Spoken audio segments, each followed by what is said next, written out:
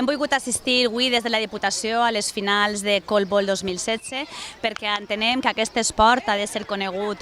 La veritat és que ja és molt conegut en tot el País Valencià, en tot l'estat espanyol i també en l'estranger perquè es juga com a activitat dins de les escoles, dins d'educació física. I la Diputació ha mostrat la seva satisfacció en poder col·laborar en la creació de la primera escola de Colbol. Per què? Perquè entenem que és un esport en el que els xiquets i les xiquetes juguen junts, és absolutament cooperatiu, ningú xiquet és més protagonista perquè se juga a un sol toc i per tant mai un, per molt bo que siga, pot destacar per damunt dels altres. Entenem a més que és un esport integrador perquè juguen també xiquets amb discapacitats físiques i pensem que cal recolzar i potenciar aquest tipus d'esport. Amb Eliana estem molt contents perquè recuperem la trobada que vam iniciar precisament quan jo era regidor d'esports fa uns anys i donant suport a aquesta iniciativa del Colbol i simplement això, ara hem tornat a recuperar la trobada i hem posat totes les instal·lacions i tots els mitjans per a que sigui un èxit, que la veritat és que ho és un èxit.